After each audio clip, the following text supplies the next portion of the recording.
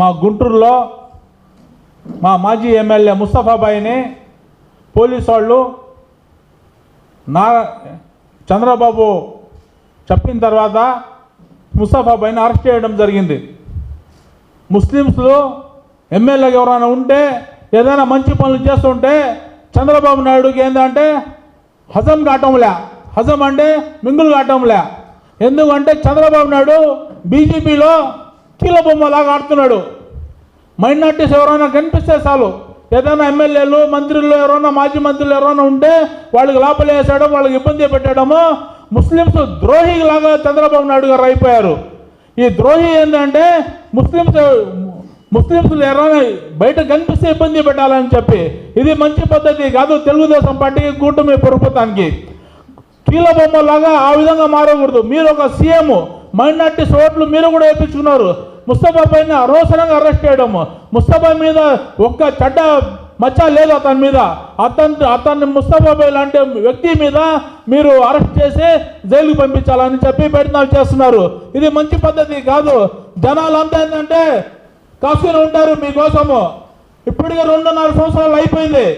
తొందరలోనే మళ్ళీ ఒక సంవత్సరం తర్వాత, మళ్ళీ 1.5 సంవత్సరాల తర్వాత ఎలక్షన్ మూవ్మెంట్ షురూ అయిపోద్ది. అప్పుడేం చెప్తారు మీరు అందరూ కలిసి, కూటమి ప్రభుత్వం, జనసేన కానీ, బీజేపీ కానీ, తెలుగుదేశం కానీ ముస్లిం సోదరులు అందరూ కలిసి మీకు చెప్పుతో కొట్టేది రోజులు వస్తాయి. ఇది మంచి పద్ధతి కాదు. పద్ధతి మార్చుకోవాలా. కీలబొమ్మలా ఎప్పుడు ఆడకూడదు. మీరు ఒక సీఎం లాగానే మాట్లాడాలా. ఇటువంటి ముస్తఫా పైన అరెస్ట్ చేయడము చాలా మాకు బాధ కలిగింది. ఇటువంటి పనులు చేయకూడదు. చేస్తే మీరు రాబోయే రోజుల్లో మీకు గుణపడడం ఖచ్చితంగా చెప్తాం మేము. ఈరోజు మనం చూసాం, నిన్న గుంటూరు తూర్పు నియోజకవర్గం ఎమ్మెల్యే 2 సార్లు ఎమ్మెల్యే ఆయన 2014లో కానీ, ఆ తర్వాత 2019లో కానీ ఎమ్మెల్యేగా పనిచేశారు. చాలా సౌమ్యుడు, చాలా మంచి మనిషి. ముస్తఫాబాయి గారి గురించి అక్కడ అందరూ చెప్తారు. తెలుగుదేశం నాయకులు కూడా ఆయన చాలా సౌమ్యుడు, మంచివాడని చెప్తారు. ఆయన అధికారంలో ఉన్నప్పుడు చాలా చేయగలిగిన పరిస్థితి ఉంది కూడా. ఏ ఒక్క తెలుగుదేశం నాయకుడిని ఎవరిని ఇబ్బంది పెట్టలే ఆయన. అంతటి మంచి వ్యక్తి.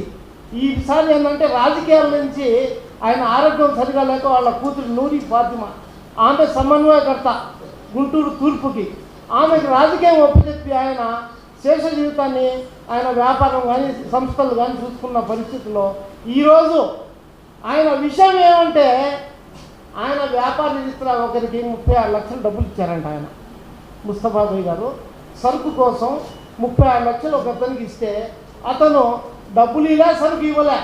దాని గురించి ఆయన కేసు పెట్టారు తీసుకువెళ్ళేసి, నాకు 36 లక్షలు ఫలానా వ్యక్తి ఇవ్వాలని చెప్పేసి. ఆ వ్యక్తి అయినా తెలుగుదేశం సంబంధించిన వాడు. అతనికి ఏంటంటే తెలుగుదేశం ఎమ్మెల్యే నసీర్ గారు ఏంటంటే పోలీసుని ఇన్ఫ్లుయెన్స్ చేసి రిపోర్ట్ని మార్చి, ఈయన ఇచ్చిన రిపోర్ట్ని పక్కన పెట్టి ఎవరినో కిడ్నాప్ చేసినట్టు దొంగ కేసు పెట్టేసి ఆయన ఇంటి మీద సర్చ్ వారెంట్, అరెస్ట్ వారెంట్ కూడా లేదు, సర్చ్ వారెంట్ తీసుకొని 200 మంది పోలీసులతో ముస్తఫా గారి ఇంటి మీద ధ్వంసం చేశారు. ఇంట్లో దూరిపోయారు. ఫస్ట్ ఫ్లోర్లో మహిళలు ఉంటే కూడా ఆ ఇంట్లో పైకి వెళ్ళి గందరగోళం చేశారు.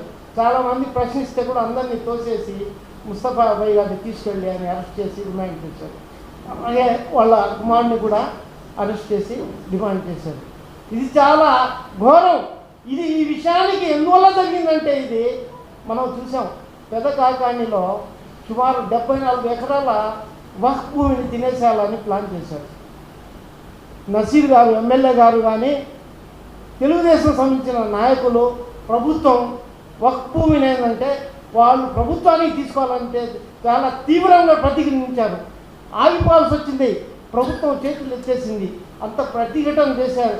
ఆయన మీద ప్రతీకారం తీర్చుకోవాలా, ఆయన ఇబ్బంది పెట్టాలా, మన వైఎస్ఆర్ కాంగ్రెస్ నాయకుల్ని ఇబ్బంది పెట్టాలా, వాళ్ళని భయప్రాంతం చేయాలా అనే ఉద్దేశంతో చేసిన ఇటువంటి నీచమైన పనిని రాష్ట్రం మొత్తం మీద ప్రతి ఒక్కరూ, హిందువులు, ముస్లింలు ప్రతి ఒక్కరు ఖండిస్తున్నారు. ఇలాంటి పద్ధతి మానుకోవాలా. చంద్రబాబు గారు, లోకేష్ గారు, ఆ నసీర్ గారు ఇలాగా మన వైఎస్ఆర్ కాంగ్రెస్ చెందిన అమాయకుల్ని, నాయకుల్ని అరెస్ట్ చేయడం, వాళ్ళని ఏంటంటే వాళ్ళని భయప్రాంతులు చేసే కృషి చేయడం ఇది ఏం చెల్లదు, ఎవరు భయభ్రాంతులకు గురి గారు. ఇంకా మేము ఇంకొంత తీవ్రంగా ఏంటంటే మీ ప్రభుత్వం చేసే అన్యాయాలను ప్రతిఘటిస్తాం. తప్పకుండా ఈ అరెస్టుపై న్యాయ పోరాటం చేసి మేము ఏంటంటే ముస్తాబాబు గారు 1-2 రోజుల్లో బయటికి వచ్చేస్తారు. ఎందుకంటే ఫేక్ ఇది డాక్యుమెంట్. ఆయన సర్చ్ వారెంట్ చేస్తే ఆయన కిడ్నాప్ చేసిన మనిషి ఏమైనా దొరికాడు అక్కడ? ఏమీ లేదు. ఎవరు అరెస్ట్ కాలేదు, కిడ్నాప్ కాలేదు, ఏం కాలేదు. ఇది కావాలని సృష్టించిన కేసు.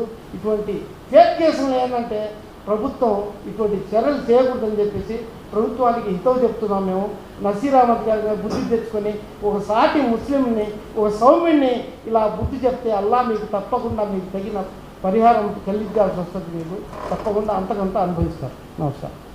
మీరు చూస్తున్నది time line Telugu digital network. సమాజం కోసం సరికొత్త ఆలోచన.